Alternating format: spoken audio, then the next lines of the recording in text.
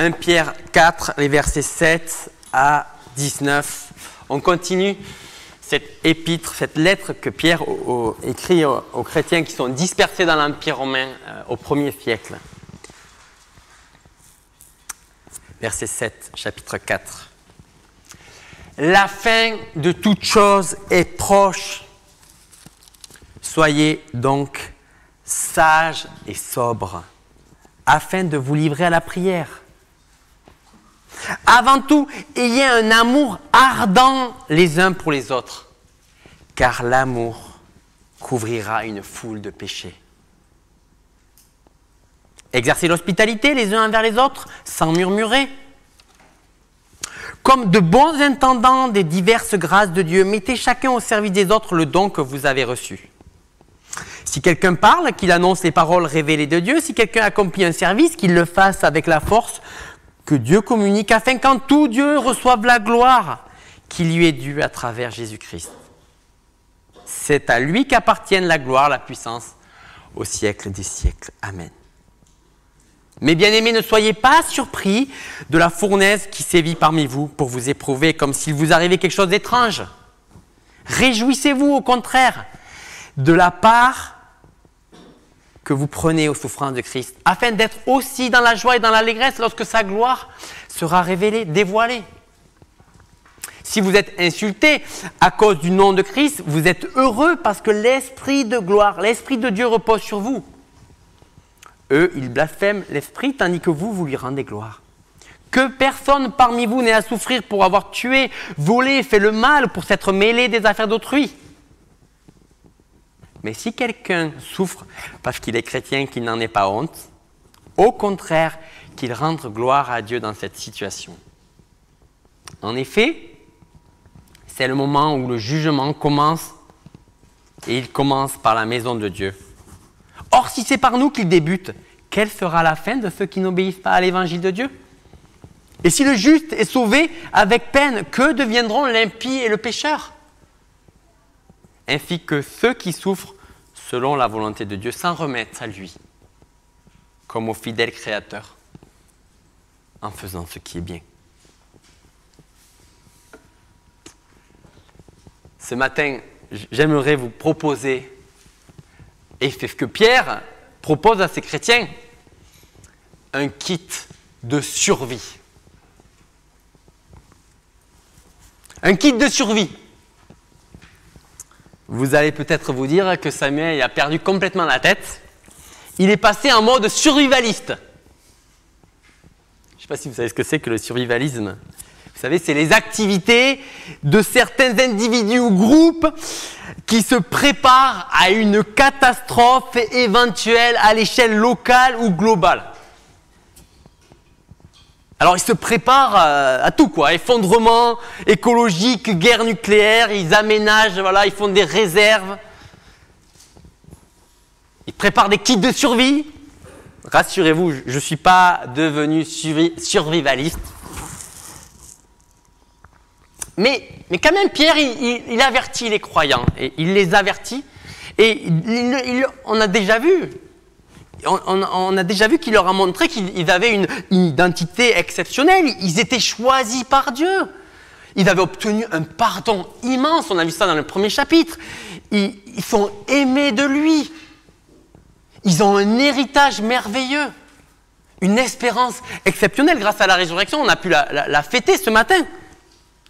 Pour autant, ils vivent dans un monde qui n'a pas les mêmes valeurs qu'eux. En fait, normalement. Et ça fait d'eux des étrangers. Des étrangers bien intégrés, mais qui cherchent à faire le bien coûte que coûte. Mais cette identité, là, vous voyez, elle est en tension, elle cause des soucis. Et bien des souffrances. C'est pour cela que Pierre leur propose un kit de survie. Alors, voilà les 3 éléments du kit de survie. La première, c'est être en connexion permanente avec le Père. Deuxième élément du kit de survie, être en communion permanente avec la nouvelle famille et opérer, troisième élément, un changement de perspective vis-à-vis de la souffrance. Être en communion permanente avec notre Père. Chapitre 4, verset 7. Soyez donc sages et sobres afin de vous livrer à la prière. Vous me direz sans doute que ce n'est pas la première fois que vous êtes enjoints à prier. Vous l'entendez déjà régulièrement, ça fait plus de 1000 fois que vous l'avez peut-être entendu, ou 52 fois par an. Et au fond, ça ne vous aide peut-être pas vraiment. Vous pourriez me dire que vous avez entendu plusieurs fois la tribu des Yaka, faucons, mais que cette tribu-là ne vous a pas aidé non plus à pratiquer cette sagesse pour la prière. Mais ici, Pierre, il nous donne une clé. Il nous donne une clé dans le texte. Il nous montre la nécessité et il nous montre aussi le cadre. Pourquoi on doit prier et quelque part, qu'est-ce qui devrait nous pousser à prier? Verset 7, la fin de toute chose est proche. Garder les yeux fixés sur le but, non seulement relativise ce que l'on vise maintenant, mais ça façonne notre comportement. Soyez donc sages et sobres, afin de, le but, vous livrer à la prière. C'est parce qu'on est conscient que la fin est proche, qu'on va agir d'une certaine manière. Qui parmi nous a expérimenté la mort de près? Il y en a parmi nous. Et moi, j'ai un très bon ami à moi qui m'a raconté ce témoignage. C'est un homme, il a fait un arrêt cardiaque qui a duré excessivement longtemps. L'hélicoptère est arrivé, il est parti aux urgences, mais je ne sais pas par quel miracle les médecins ont réussi à relancer. Ça a duré des minutes d'arrêt, longues minutes. Même les médecins étaient très sceptiques sur l'état potentiel de rémission après un tel arrêt. Après des semaines de convalescence, il s'est remis. Mais là, vous savez, tout a changé pour lui. Hein. Vous savez, il s'est arrêté, il a décidé. Alors, il n'était pas du tout croyant, mais il s'est mis à faire un chemin de Saint-Jacques de Compostelle, parce que pour lui, sa vie, elle a pris un tournant. Il a pris des décisions, il passait peu de temps avec sa famille, il travaillait beaucoup, il a tout revu. Il a pris conscience que la fin pouvait être très proche. Alors, c'est vrai qu'il n'a pas, malheureusement, encore pris la décision de réfléchir à la dimension éternelle, mais l'histoire, elle devrait nous questionner à nous, croyants. Nous qui connaissons Christ, est-ce qu'on mesure que cette fin, elle est proche? La nôtre, comme celle du monde, Jésus nous a prévenus qu'il reviendrait au moment où on s'y attend le moins. Et cette prise de conscience, elle doit changer notre attitude sobre et sage pour notamment laisser une place suffisante à la prière. Face aux difficultés, à l'oppression du monde, pour que nos vies soient dans la bonne direction, soient en phase, pour qu'on soit prêt à défendre cet évangile, prêt à la vivre, prêt à faire le bien dans tous les cercles, famille, travail, société. Nous avons besoin, c'est le besoin numéro 1, d'une relation vitale avec Dieu.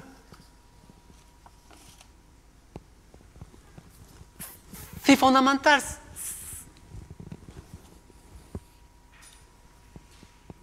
Est-ce que notre vie, elle est marquée par cette sagesse? Alors on peut utiliser quelques petits indicateurs et je les prends pour moi premièrement. Quel intérêt manifestons pour les réunions de prière de notre Église? Comment intégrons-nous cette vigilance de la prière? Est-ce qu'on tient des listes de personnes, des exaucements? qu'on a des partenaires de redevabilité qui nous challenge sur notre style de vie? Est-ce qu'elle est marquée avec sagesse? Est-ce qu'on a une sagesse, une sobriété pour prier? Est-ce qu'on a des temps réguliers avec Jésus pour lui déposer nos fardeaux? Bref, est-ce qu'on a compris qu'une vie chrétienne ne peut pas être vie seule, en autonomie? Sans cette relation vivante, notre vie chrétienne sera ballottée au gré des circonstances difficiles de notre vie. C'est le premier outil, c'est du kit de survie. Utilisons-le sans modération. Faisons de la prière. Et je m'implique totalement un style de vie, une respiration, une bouffée d'oxygène. C'est un élément essentiel de notre vie.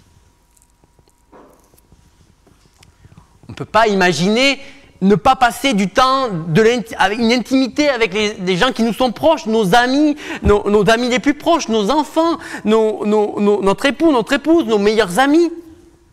N'imaginons pas qu'on puisse faire la même chose avec Dieu. On a besoin de cette relation. Et si vous galérez à vivre cette vie de prière, je vous invite vraiment à la fin de cette célébration, et à le partager à quelqu'un, à un ami vraiment qui vous est cher et avec lequel vous pouvez être redevable envers lui, pour tisser un partenariat de redevabilité sur ce sujet. C'est le numéro 1, l'élément numéro 1 du kit de survie, une vie connectée à Dieu notre Père. Mais le deuxième élément, c'est une vie connectée à notre nouvelle famille. Versets 9 à 11. Versets 8 à 11. Avant tout, ayez un amour ardent les uns pour les autres, car l'amour couvrira une foule de péchés. Exercez l'hospitalité les uns envers les autres, sans murmure, comme de bons intendants des diverses grâces. Mettez chacun au service des autres le don que vous avez reçu. Si quelqu'un parle, etc. Si quelqu'un sert, il serve. Et tout ça pour la gloire de Dieu. Vous savez, comme quand il y a une tempête, vous savez, il est rassurant de savoir qu'il y aura un temps calme après. Ça, c'est ce qu'on a vu au début de la lettre. Bon, il y a un héritage merveilleux. Ça, c'est important de le savoir. Mais, dans la tempête, quand le bateau est en train de sombrer, ou en tout cas qu'il est ballotté, c'est l'importance de l'équipage, là. Qui doit surmonter la tempête, qui doit faire fonctionner le navire. Et ça ne fonctionnera pas si chacun fait ce qui lui semblait bon dans le navire.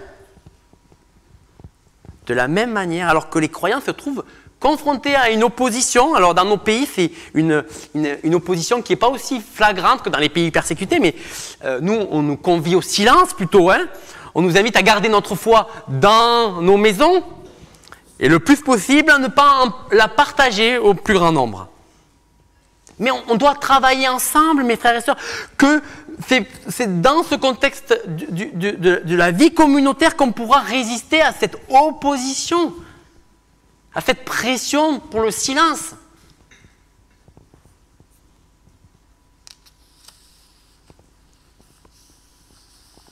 Et alors vous savez, je ne sais pas comment vous fonctionnez, mais quand il y a quelque chose qui ne va pas,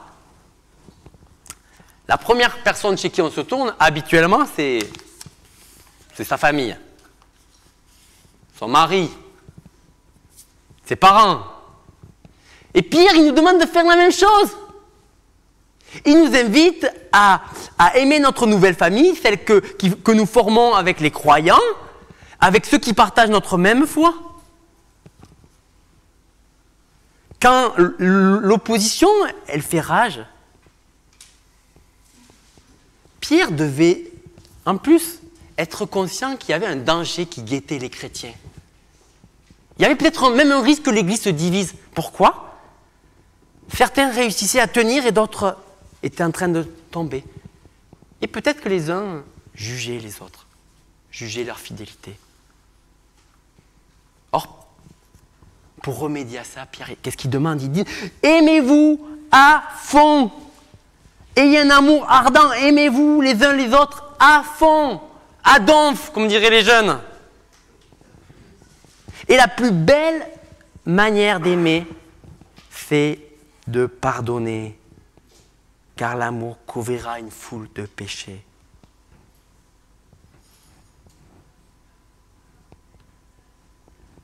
Au lieu de juger la faiblesse morale de vos frères et sœurs, aimons-les à fond. Offrons-leur le pardon.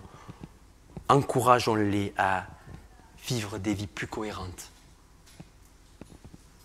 Encourageons-les, aimons-les.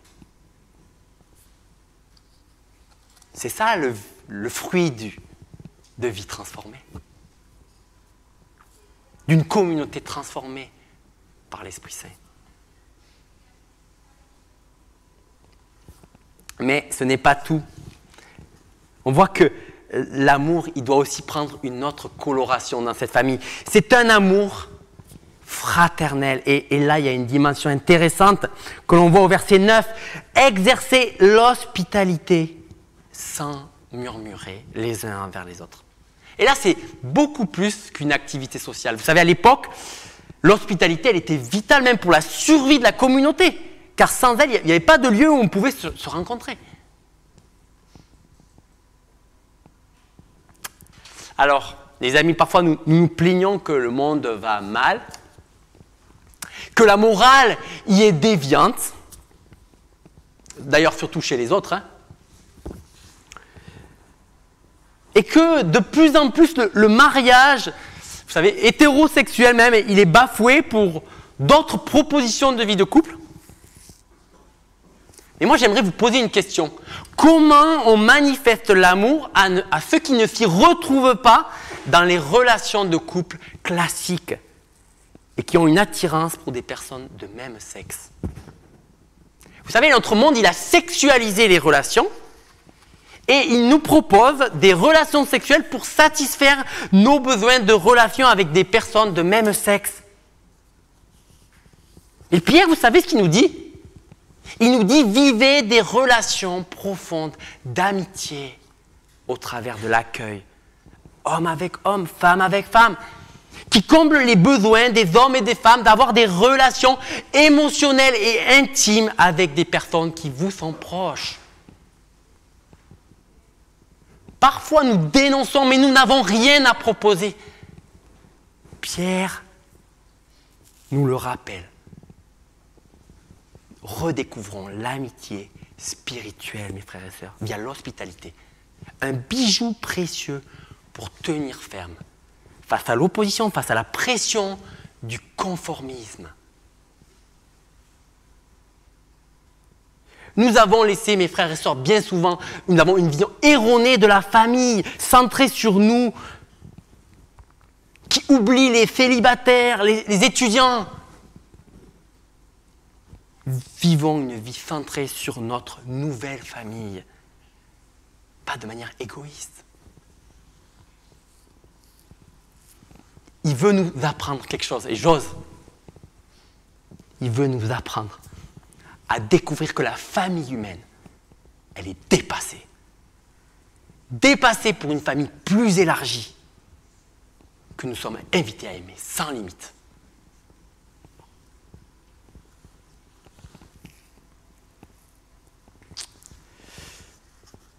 Le dernier bienfait de la communauté, c'est le service réciproque.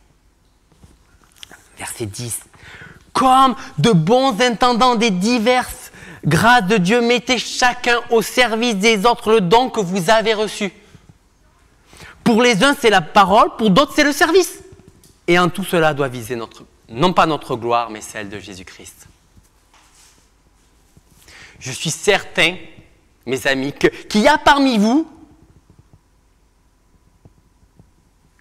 des personnes qui ont oublié qu'ils étaient la personne clé de cette église. Qu'ils étaient la personne clé du plan de Dieu pour cette église. Il y a parmi vous Des gens qui ont oublié qu'ils étaient la personne clé pour cette église. Et ce n'est pas l'ancien pasteur, encore moins le nouveau, encore moins les responsables. Non, c'est toi. C'est toi la personne clé pour cette église. Vous êtes chacun et chacune, nous dit Pierre. Nous avons au bénéfice d'une grâce. Nous avons été appelés à la mettre au service. C'est un cadeau, c'est une grâce. Pour les autres, pour le bien des autres. Pour que Dieu soit honoré. Chacun fait partie de cet équipage de survie. Sans vous, il va manquer quelque chose. Il va manquer quelqu'un. Et vous savez, j'ai des personnes en tête. D'autres églises. Je pense à une dame, vous savez, elle se croit incapable de faire une étude biblique. Pourtant,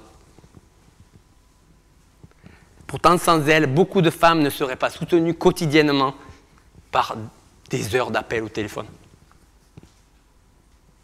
Cette même dame qui se croit toujours incapable d'étudier la Bible par elle-même, elle passe des heures entières auprès des malades, parfois, des gens qui ne parlent même pas, priant, chantant. Mais je me rappelle aussi de cet autre. Lui, il se réjouit d'aller témoigner de l'évangile alors qu'il travaille comme ingénieur informaticien. Il prend le temps au milieu de Vers creuses d'aller voir quelqu'un qui n'est pas venu à l'église depuis longtemps. Il ne se sent pas trop qualifié, c'est pour ça qu'il a pris quelques cours à la fac, mais il ne se sent pas aussi doué que cet enseignant qui est dans son église. Mais quand on voit son amour, on est quand même bouleversé.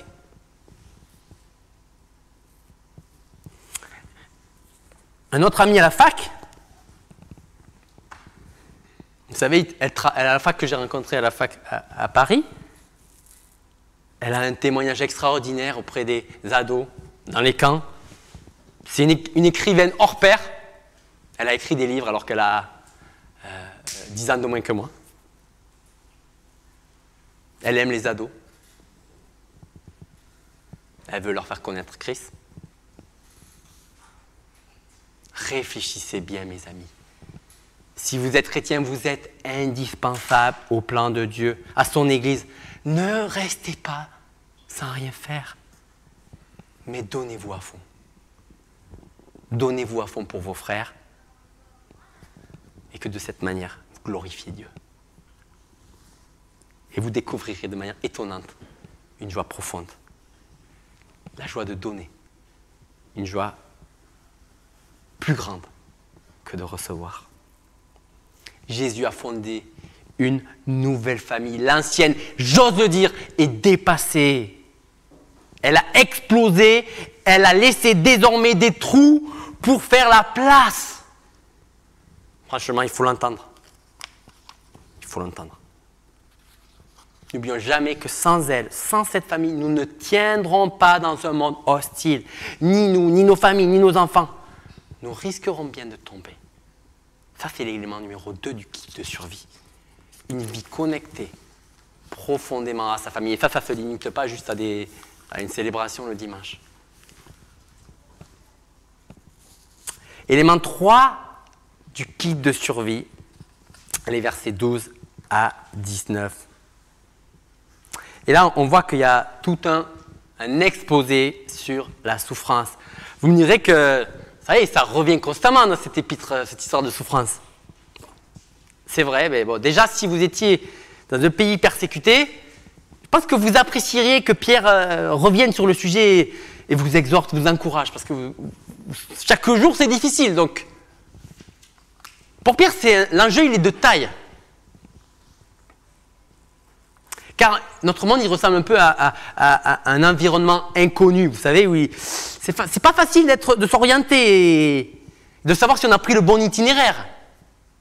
Et les lecteurs de Pierre, vous savez, ils étaient confrontés à des souffrances et même de l'opposition. Alors, il éprouvait peut-être, il se dit, c'est signe, c'est peut-être le fait que j'ai fait fausse route. Eh bien, Pierre, il veut les rassurer. Mais non, vous n'avez pas fait votre route. Au contraire, vous êtes sur la bonne voie. Puisque Jésus, il a suivi le même chemin que vous. Et là, on voit que Pierre, il veut que ces chrétiens, ils changent de perspective. Versets 12 à 19. La souffrance chrétienne, ça c'est un paradoxe, elle ne doit pas vous surprendre. Soyez pas surpris. Verset 12. Mais elle devrait vous réjouir. On essaiera de comprendre ce que ça veut dire ce paradoxe. Et le deuxième point sur cette souffrance, elle ne devrait pas générer de la honte. Non, mais plutôt de la fierté. Même le sentiment d'un privilège glorieux. On essaiera aussi de comprendre ce deuxième paradoxe. Verset 12. Ne soyez pas surpris de la fournaise qui sévit parmi vous pour vous éprouver comme si vous arriviez quelque chose d'étrange, mais réjouissez-vous. Waouh, Pierre, il ose quand même. Il y a de quoi être décontenancé. Mais on voit que Pierre, il explique. Il y a une motivation future à cela. Car nous suivons les traces du Christ. Nous participons à ses souffrances. Et on suit comme son chemin. Nous, on aimerait déjà être ressuscités. C'est pour ça que ce matin, on n'a chanté que la résurrection. Non, je rigole, c'est une blague. Mais c'est vrai qu'on aimerait déjà être ressuscités. Sauf que Jésus, il a fait le chemin de la mort et de la résurrection. Et Pierre, il nous dit, mais les amis, croyez pas parce que vous allez faire un chemin différent, vous allez passer de la gloire. Non, non, le même chemin, vous allez le suivre. Ne soyez pas étonnés si vous souffrez. Vous suivez le chemin. Participez à ces souffrances. Et là, c'est vraiment le remake de toute la lettre. Et d'un certain côté, c'est pas très vendeur. La personne a fait profession de foi et vous dites, ah, tu vas souffrir, mon ami. C'est pas très vendeur, peut-être, mais c'est l'évangile. Et en plus, assez étonnant, c'est pourtant pas trop éloigné de notre expérience que nous vivons ici-bas. Et ça, j'aimerais un peu développer cette réalité. Voilà, c'est pas très vendeur de devoir travailler pendant des mois pour arriver à jouer un morceau de piano. Ça nécessite de la persévérance, de renoncer à d'autres loisirs immédiats. Et c'est même pas toujours couronné de succès. Et c'est pas facile et c'est plus facile de s'arrêter. Mais c'est sûr, hein, on ne jouera pas Chopin, Mozart, Bill Evans. C'est pas très vendeur de devoir se battre pour son mariage quand ça va pas toujours très fort. Hein. Et qu'il y a des difficultés. Mais pourtant, tous les couples, vous parlez à vos amis qui sont âgés, non chrétiens, qui ont résisté aux difficultés de la vie, et vous verrez que tous, ils vous disent qu'après avoir dépassé les épreuves, avoir dépassé les difficultés, les souffrances, eh bien, leur vie de couple, elle a pris un nouvel éclat. C'était plus facile de s'arrêter, mais la souffrance, elle a fait son œuvre, étonnamment. C'est pas très vendeur d'être un sportif de haut niveau. Ce que nous, on regarde, c'est le Chécos qui reçoivent à la fin du mois les 6 millions d'euros. Mais quand on doit se lever à 6 heures du matin, pas faire le moindre excès de table, s'entraîner à faire des exercices qui poussent à l'épuisement au quotidien, qu'il pleuve, qu'il vente, être obligé parfois d'être éloigné de sa famille pendant des week-ends, pendant des semaines, pour des entraînements qui vous assureront même pas d'être champion du monde. Il y a beaucoup de souffrance, beaucoup d'abnégation chez ces sportifs de haut niveau. C'est pas très vendeur, la souffrance. Ni pour jouer au piano, ni pour tenir dans le mariage, ni pour jouer à n'importe quel sport. Mais vous savez, elle est inévitable.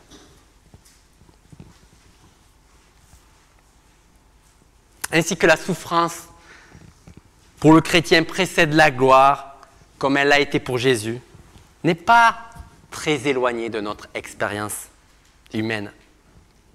Non, contrairement aux apparences.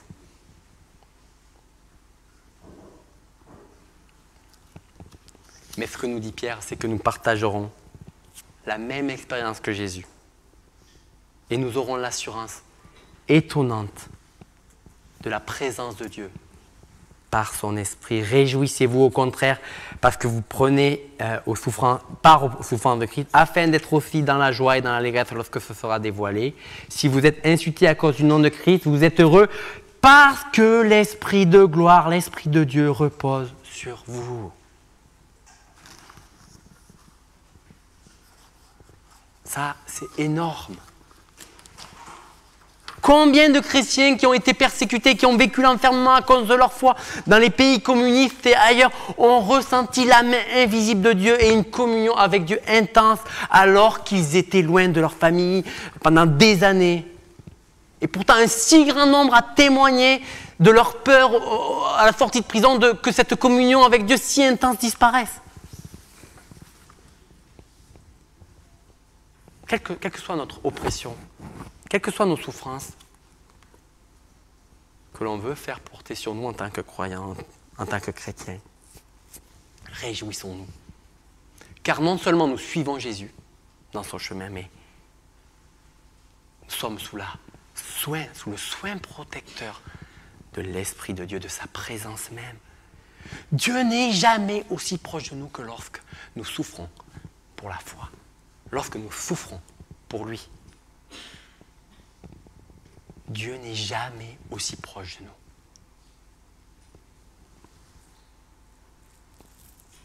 Ça, c'est une espérance pour maintenant. Et le deuxième changement de perspective qui veut que nous opérions, c'est que la souffrance chrétienne ne doit pas générer de la honte, mais plutôt de la fierté. Verset 16, qu'il n'en ait pas honte, au contraire, qu'il rende gloire à Dieu dans cette situation. Alors, de suite, le malentendu est levé, verset 15. Il ne s'agit pas de la souffrance causée pour des mauvais comportements. Et j'aime bien dans les mauvais comportements, bon, le vol, ok, on pourrait dire qu'on n'est pas concerné. Tuer, on pourrait dire qu'on n'est pas concerné.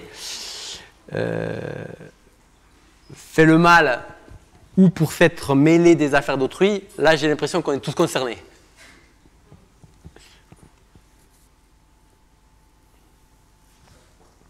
On voit que Pierre, il nous parle de brimades, il nous parle d'insultes, il nous parle d'une opposition féroce, mais il nous invite à ne pas craindre, comme on a pu le voir la fois dernière, craindre l'homme plutôt que Dieu. Mais surtout là, ce qu'il veut nous montrer, c'est que la souffrance chrétienne doit nous pousser à ne pas avoir honte des paroles du Christ, ou du peuple de Dieu, ou de nous-mêmes.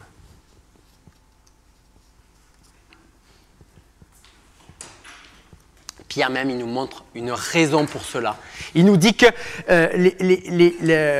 doivent se rappeler que ce que Dieu est en train de faire, il est en train de les discipliner pour le futur. Il est en train de leur faire passer par un jugement pour leur éviter le jugement final, qui sera celui des ceux qui ne croient pas. Alors que celui qui se moque, qui cause la souffrance, peut profiter parfois d'une vie en apparence plus facile. Maintenant, le destin final, il est sous forme de question. Et le juste, si le juste est sauvé avec peine, que deviendra l'impie et le pécheur? Pierre, il n'ose même pas dire ce qui va se passer, c'est tellement dramatique, terrible à décrire. Quand nous sommes tentés d'avoir honte pour le nom de Christ, rendons gloire à Dieu et remettons nos vies au Créateur, verset 19, qui est fidèle. Qui est fidèle pour nous soutenir pendant cette situation. Voilà, les amis, notre kit de survie. Une connexion avec le Père, intense, permanente. Une connexion avec notre famille, véritable. Pas centrée sur des activités, mais sur une communion, un don, un amour qui se vit en action sous forme de pardon. Et il faut opérer un véritable changement de perspective sur la souffrance. non pas surpris, mais réjoui, non pas honteux, mais glorieux. Vous me direz peut-être que vous ne subissez pas trop de souffrance et que pour votre foi et que ce kit ne vous apparaît peut-être pas aussi utile que pour toi, Samuel. Tu sembles le vendre, mais est-ce que c'est bien utile? Et si c'est là votre pensée ce matin, et j'aimerais conclure par ça, peut-être que vous devez vous questionner, peut-être que nous devons nous questionner sur notre témoignage en parole et en acte. Est-il à la gloire du Christ? Vous battez-vous pour le bien même si ça coûte? Nous battons-nous pour le bien même si ça coûte? Nous donnons-nous pour nos frères et sœurs même si ça coûte? Même si parfois ils nous blessent, ils nous écharpent.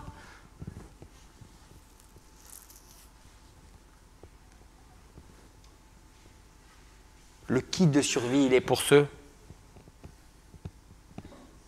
qui vivent une vie chrétienne, qui font le bien, et pour qui ça coûte.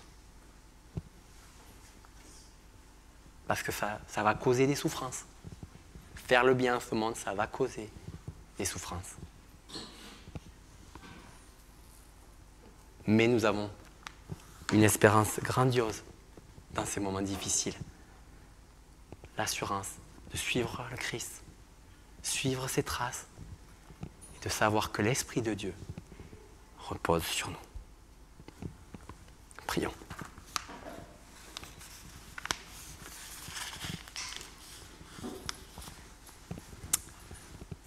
Père éternel, on doit se souvenir combien à des moments de nos vies, quand nous étions au fond du trou, parfois en difficulté, là où nous étions, oppressés face à des attitudes injustes, parce qu'on voulait faire quelque chose de bien, on doit faire le constat de ta présence. Seigneur, aide-nous à être vigilants, sobres, à combattre envers et contre tout pour le bien, pour que par notre témoignage, tu sois glorifié d'une manière ou d'une autre, directement ou indirectement. Seigneur, merci pour ce kit que tu nous as donné. Ta présence disponible par l'œuvre de ton Fils et par l'Esprit. La famille que tu nous as donnée, la nouvelle famille. Vraiment, merci Seigneur pour aussi cette attention que tu nous as, de nous avoir alertés sur la souffrance. Qu'elle n'était pas étonnante. Merci Seigneur. Merci pour ton aide. Merci pour ton amour envers nous. Merci pour la grâce que tu nous as fait de nous intégrer dans cette nouvelle famille, de nous donner un héritage merveilleux, de nous avoir donné ton Fils. Vraiment un grand merci Seigneur. Aide-nous à vivre comme ce kit nous y invite. Aide-nous à être ces témoins là où tu nous as placés.